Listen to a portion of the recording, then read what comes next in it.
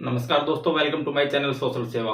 देखिए दोस्तों, आज हम बात करेंगे हरियाणा में होने वाले सरपंची चुनाव के बारे में। अगर आप सरपंची का चुनाव लड़ना चाहते हैं, पंची का चुनाव लड़ना चाहते हैं या बीडीसी का चुनाव लड़ना चाहते हैं, जिला परिषद का चुनाव लड़ना चाहते हैं, तो किन आधारों पर आपका फॉर्म रिजेक्ट हो सकता है। देखिए दोस्तों, आप इतनी मेहनत करते हैं, आप लोगों से संपर्क बनाते हैं, अपना व्यवहार पूरी जिंदगी लोगों से अच्छा रखते हैं। अगर कोई भी काम होता है तो आप प्रत्येक व्यक्ति की सेवा में हर समय हाजिर होते हैं, और जब आप सरपंची का फॉर्म लगाते हैं तो वो बिना किसी कारण के कई बार रिजेक्ट हो जाता है। इसके क्या कारण हो सकते हैं? देखिए दोस्तों, कारण कोई भी नहीं होता, बस आपकी छोटी सी गलती की वजह से सरपंच का जो फॉर्म आप अप्लाई करते हैं उसको रिजेक्ट कर दिया जाता है। तो मैं आज आपको बताऊंगा कि जब आप सरपंची का फॉर्म अप्लाई करें उसके साथ कौन कौन सी जानकारी है जो आप उनको ध्यान से फिल करेंगे, उसके बाद में आपका सरपंची का फॉर्म 100% अप्रूव होगा। देखिए दोस्तों, आइए मैं आपको बताता हूं कि जब आप सरपंची का नामांकन दर्ज करने के लिए जाएं तो किन किन बातों का विशेष ध्यान रखें।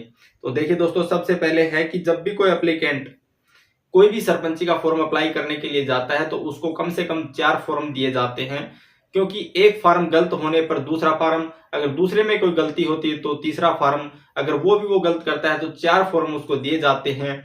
अगर फिर भी वो कोई फॉर्म को गलत करता है तो उसका नामांकन रद्द कर दिया जाता है। तो इसलिए जब आपको 4 फॉर्म दिए जाएंगे, उनमें से सभी फॉर्म आराम से अच्छे से फिल करें, किसी प्रकार की कोई गलती न करें। उसके बाद में आता है, जो भी फॉर्म आपको मिले उसके प्रत्येक पेज पर साइन करें, और जहां पर आवेदक के हस्ताक्षर लिखे हुए हैं, जो भी सरपंच का फॉर्म अप्लाई करेगा उसके जहां पर भी हस्ताक्षर मांग रखे हैं, सिग्नेचर मांगे हुए हैं, वहां पर सिग्नेचर 100% करें। अगर आप सिग्नेचर नहीं करते तो आपका फॉर्म रिजेक्ट कर दिया जाता है।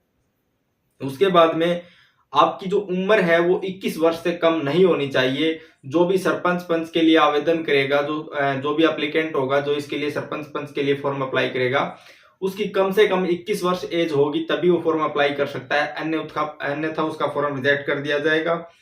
उसके बाद में आपका बिजली का बिल बकाया ना हो। आप जो भी बिजली, आपके घर में जो भी मीटर है, आपके परिवार का जो भी मीटर है, उसका बिल बकाया न हो, इस बात का विशेष ध्यान रखें, अन्यथा आपका फॉर्म रिजेक्ट हो सकता है।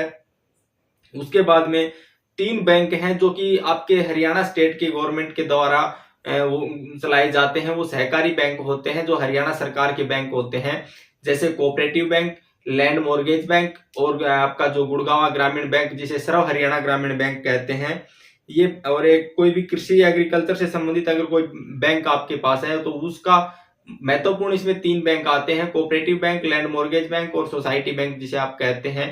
इन 3 बैंकों का आपने नो ड्यूज इसमें लगाना है। उसके बाद में आपके घर पर शौचालय हो और वो चालू हालात में हो। शौचालय होना बहुत जरूरी है, टॉयलेट जिसे आप कहते हैं, आपको टॉयलेट आपके घर में होना जरूरी है और वो चालू हालात में हो। उसके बाद में अगर आप पे कोई भी क्रिमिनल केस चला हुआ है तो आप जब आप फॉर्म अप्लाई करेंगे उसमें उसकी डिटेल दें। देखिए, जब तक आपका कोर्ट में केस चलता है तब तक आप दोषी नहीं होते हैं, तब तक आप पर किसी प्रकार का दोषी या आपको क्रिमिनल नहीं कहा जा सकता। जब तक कोर्ट आप ये साबित न कर दे, जब तक कोर्ट आपको सजा न दे दे, तब तक आप क्रिमिनल नहीं है। तो अगर कोई भी आप पर केस चला हुआ है तो उसकी डिटेल फॉर्म में दें, अन्यथा जब भी भविष्य में अगर कोई विपक्ष पार्टी होगी तो वो उसके बारे में आप पर केस कर देगा, क्योंकि उसमें अगर नो करते हैं आप और उसके बाद में विपक्ष पार्टी, जब आप सरपंच बन जाते हैं तो उसके बाद में आप पर केस डालकर आपकी सरपंची पर दावा डाल सकता है उस, ठीक है। तो इसलिए आप पर जो भी क्रिमिनल केस है, किसी भी प्रकार का आपका केस चला हुआ है, तो उसकी डिटेल फॉर्म में वैसे दें।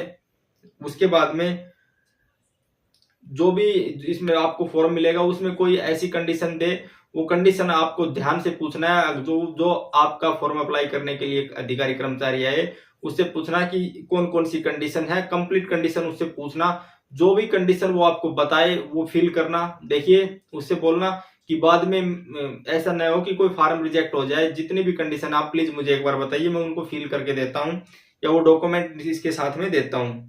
कोई भी आपकी पंचायत भूमि पर किसी भी प्रकार का आपका कब्जा न हो, इस बात का विशेष ध्यान रखें।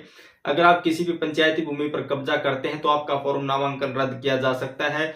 कोई भी पट्टा पर आपने कोई जमीन, सरकारी जमीन जो आपकी पंचायत की है वो अगर ले रखी है तो उसका आपको नोटिस लगाना इसमें जरूरी है।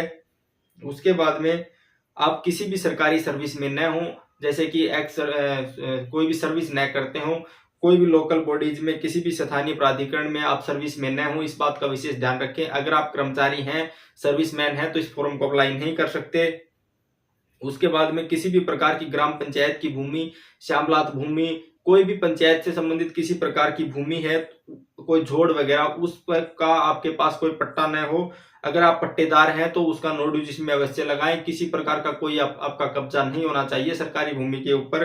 अगर आप श्यामलात भूमि पर काबिज हैं तो अपना किसी प्रकार का कोई कब्जा किया हुआ है तो उसको आप छोड़ दें, क्योंकि इसके आधार पर आपका फॉर्म रिजेक्ट किया जा सकता है।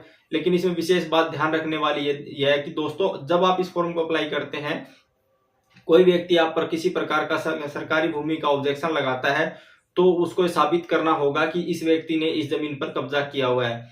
देखिए दोस्तों, फॉर्म को अच्छे से फिल करें, क्योंकि आप सरपंच बनने वाले हैं। एक छोटी सी मिस्टेक के तहत आपका फॉर्म रिजेक्ट कर दिया जाता है और आपके सपने अधूरे रह जाते हैं। देखिए, आप जब भी फॉर्म को अप्लाई करें, अपने साथ अपने परिवार में किसी पढ़े लिखे व्यक्ति को लेकर जाएं और उसको 2-3 बार फॉर्म को चेक करवाएं। फॉर्म के प्रत्येक पेज पर आपको सिग्नेचर करना है और इसके साथ में जो भी डॉक्यूमेंट्स लगेंगे वो कंप्लीट डॉक्यूमेंट्स पर आपके सिग्नेचर होने चाहिए। और ये कंडीशन मैंने जो आपको बताई है, ये कंडीशन अगर आप पूरी करते हैं तो आप सरपंची का फॉर्म 100% भर सकते हैं और आपका फॉर्म अप्रूव होगा और आप सरपंची के लिए फॉर्म अप्लाई करते हैं तो आप सरपंची का चुनाव लड़ सकते हैं। आपको अवश्य सिंबल मिलेगा और आप उस आधार पर चुनाव लड़ सकते हैं। तो देखिए दोस्तों, अगर आपको इस प्रकार की वीडियो देखना चाहते हैं और सरपंची के चुनाव में आने वाले किसी भी डॉक्यूमेंट्स के बारे में आप पूछना चाहते हैं तो प्लीज चैनल को सब्सक्राइब कर लीजिए। इस चैनल पर मैं इस प्रकार की वीडियो डालता रहता हूं। अगली वीडियो में मैं बताऊंगा कि आपको सरपंची का जब आप फॉर्म अप्लाई करेंगे उसके साथ में आपने कौन कौन से डॉक्यूमेंट्स लगाने हैं। तो इसलिए चैनल को सब्सक्राइब कर लीजिए।